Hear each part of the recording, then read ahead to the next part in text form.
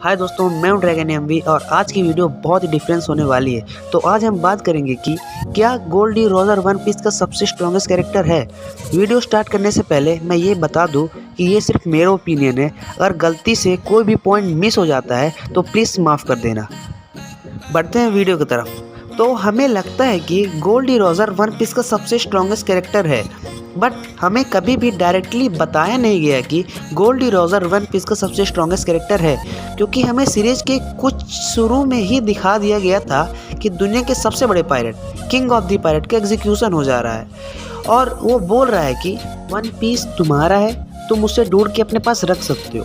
तब हमें लगने लगा कि वो पायरेट किंग है, उसके पास वन पीस भी है, तो वो सीरीज का सबसे स्ट्रॉन्गेस्ट कैरेक्टर होगा। बट ऐसा नहीं है, बोड़ा हमें कुछ और ही दिखाना चाहते हैं। अब ध्यान से सुनना।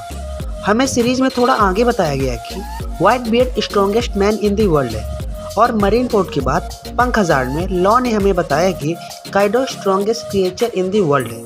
जिनको स्ट्रॉन्गेस्ट मैन और क्रिएचर में डिफरेंस समझ में नहीं आ रहा है, उनको मैं बता दूं कि अगर आप मांगा फॉलो करते होंगे तब आपको पता ही होगा काइडो ह्यूमन नहीं है, इसलिए उसे strongest creature in the world बोलते हैं।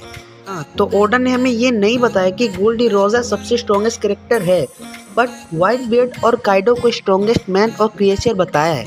बट हमें एपिसोड 958 में दिखाया गया है कि गोल्ड डी रोजर की बाउंटी 5,564 मिलियन, व्हाइट बियर्ड की बाउंटी 5,406 मिलियन, काइडो की बाउंटी 4.6 बिलियन दिखाई गई।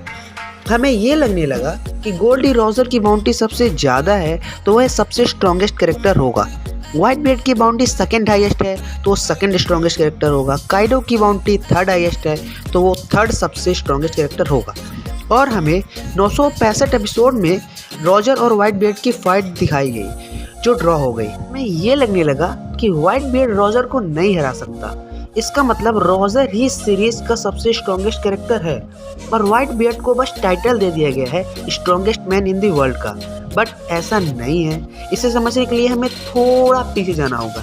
सबसे पहली बात, जरूरी नहीं कि जिसकी बाउंटी सबसे ज़्यादा हो वही सबसे स्ट्रॉन्गेस्ट कैरेक्टर होगा, क्योंकि होल केक इसलैंड में काटाकुरी की बाउंटी 1,057 मिलियन थी और लूफी की बाउंटी 500 मिलियन थी।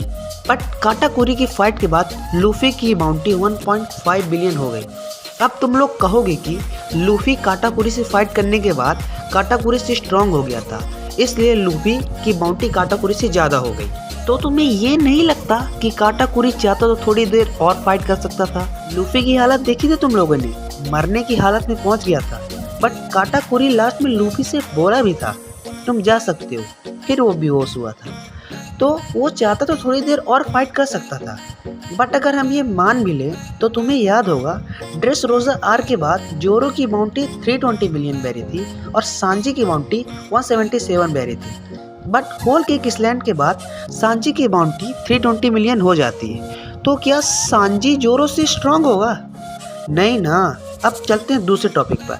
अगर तुम लोगों ने एपिसोड 965 अच्छे से देखा होगा तो तुम लोगों को ने गेस तो जरूर किया होगा कि व्हाइट बियर्ड ने रोजर से फाइट के दौरान सिर्फ अपनी हाकी का यूज़ किया था। अगर व्हाइट बियर्ड अपने डेविल फ्रूट का यूज़ करता तो रोजर को हरा सकता था। वो चाहता तो पूरा का पूरा इस लैंड डिस्ट्रॉय कर सकता था। एक और बात, वर्ल्ड गवर्नमेंट बाउंटी पावर देखकर फिक्स नहीं करती है, बल्कि कोई इंसान वर्ल्ड गवर्नमेंट के लिए कितना खतरनाक है इससे बाउंटी फिक्स करती है। जैसे हमें नहीं पता कि सैंक्स और काइडो में कौन स्ट्रांग है, बट काइडो की बाउंटी ज़्यादा है, इसका मतलब ये थोड़ी ना कि काइडो सैंक्स से ज़्यादा स्ट्रांग है। मतलब ये भी तो हो सकता है कि काइडो वर्ल्ड गवर्नमेंट के लिए ज़्यादा बड़ा खतरा हो, क्योंकि सैंक्स पायरेट होके भी 5 बिल्डर से मिलने गया था। इसका मतलब ये भी तो हो सकता है कि सैंक्स वर्ल्ड गवर्नमेंट के लिए खतरा नहीं है। उसी तरह गोल्ड डी रोजर की बाउंटी सबसे ज़्यादा है, इसका मतलब ये नहीं कि वो सीरीज का सबसे स्ट्रॉन्गेस्ट कैरेक्टर है। इसका मतलब ये भी हो सकता है कि गोल्ड रोजर को वर्ल्ड गवर्नमेंट का सीक्रेट पता चल गया हो, वर्ल्ड गवर्नमेंट की असली करतूत पता चल गई हो। गोल्ड डी रोजर को लाफ्ट टेल जाने के बाद पायरेट किंग का दर्जा मिला था, इसलिए ये भी तो हो सकता है कि लाफ्ट टेल में वर्ल्ड गवर्नमेंट का कुछ सीक्रेट छुपा हो, इसलिए गोल्ड डी रोजर की बाउंटी सबसे ज़्यादा रखी गई हो। और अभी हमें सभी कैरेक्टर के बारे में पता ही कहाँ चला है। क्या पता इमू सामा सीरीज की सबसे स्ट्रॉन्गेस्ट कैरेक्टर हो, क्या पता सैंग सबसे स्ट्रॉन्गेस्ट कैरेक्टर हो, क्या पता कॉन्ग जो कमांडर इन चीफ है वो सबसे स्ट्रॉन्गेस्ट कैरेक्टर हो, क्या पता रॉक्स डी जेबक हो, क्या पता सीरीज का सबसे स्ट्रॉन्गेस्ट कैरेक्टर जॉय वॉर हो। बाय द वे ये सिर्फ मेरा ओपिनियन है। अगर कोई ज़रूरी पॉइंट्स मिस हुआ है तो प्लीज़ कमेंट्स बॉक्स में बताना, वैसे भी तुम लोग बताने ही कहाँ वाले हो। बाय द वे मिलता हूँ अगली वीडियो में, तब तक के लिए सायोनारा, गुड बाय, अलविदा।